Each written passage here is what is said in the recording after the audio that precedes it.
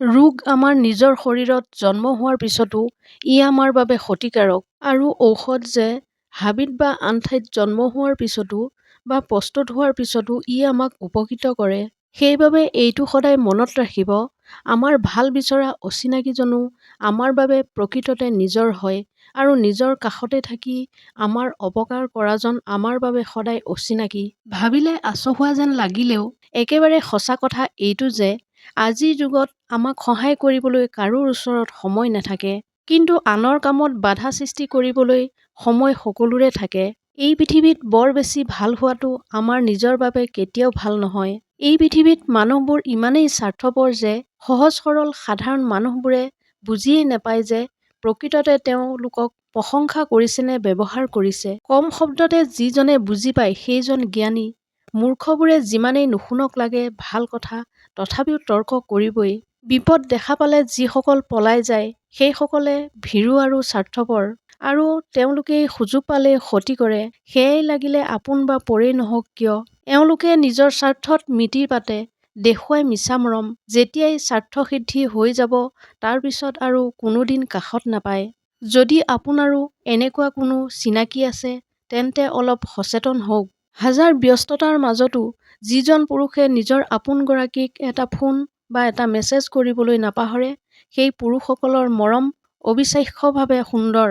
সেই পুৰুষসকল প্ৰকৃততে একোজন দায়িত্বশীল পুৰুষ। ব্যস্ততা তেওঁলোকৰ বাবে কোনোদিন অজুহাত নহয়। এনে এজন পুৰুষৰ প্ৰেম পোৱা নাৰীসকল সঁচাকৈ ভাগ্যৱান। জীৱনত ভাল কাম সদায় কৰি যাওক। কোনোবাই আপোনাক সন্মান কৰক বা নকৰক তাক লৈ চিন্তা কৰি নাথাকিব। যদি আপুনি নিজৰ ওপৰত শুদ্ধ হৈ থাকিব পাৰে তেতিয়া আপোনাৰ বিবেকে আপোনাক সদায় সন্মান কৰিব। আৰু ইয়াতকৈ ডাঙৰ সুখ জীৱনত আন একো নাই। নিজৰ কৰ্মৰ ফল এদিন নিশ্চয়কৈ ভোগ কৰিব লাগিবই। ভগৱানে কৈছে, জন্মতে মই কাৰো ভাগ্য নিলিখো, সকলোৱে নিজৰ নিজৰ ভাগ্য নিজেই লিখি লয়। আজি তুমি যি কৰি আছা কালিলৈ তাৰ ফল তুমি ভোগ কৰিবলৈ পাবা, আৰু আজি তোমাৰ লগত যি ঘটি আছে সেয়া তোমাৰ অতীতৰ কৰ্মৰ ফল। সকলোৰে হাতত থকা মোবাইলটোত কৰা তিনিটা কামেই আমাক ধুনীয়া কথা তিনিটা শিকায়। প্ৰথমটো হৈছে আমাৰ ভাল লগাখিনি, আমাৰ প্ৰয়োজনীয়খিনি সংৰক্ষণ কৰা অৰ্থাৎ ছেভ কৰা। দ্বিতীয়তে হৈছে যিয়েই মনত আনন্দ দিয়ে, আমাক সুখী কৰে তাক শ্বেয়াৰ কৰা অৰ্থাৎ ফ'ল' কৰা। তৃতীয়তে যিবোৰ ভাল নালাগে তাক মচি পেলোৱা।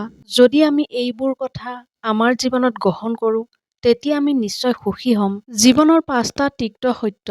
1. নিজৰ দুখবোৰ লুকুৱাই ৰাখক, ইয়াত কোনেও আপোনাৰ দুখৰ বিষয়ে চিন্তা নকৰে। 2. সকলোকে আপোনাৰ মনৰ কথা খুলি নক'ব, কাৰণ সকলোৱে আপোনাৰ মংগল নিবিচাৰে। 3. সদায় শান্ত হৈ থাকিবলৈ চেষ্টা কৰক, এই পৃথিৱীত একোৱেই স্থায়ী নহয়। 4. অকলশৰে থাকিবলৈ ভয় নকৰিব, কাৰণ চিৰদিন আপোনাৰ লগত কোনো নাথাকে।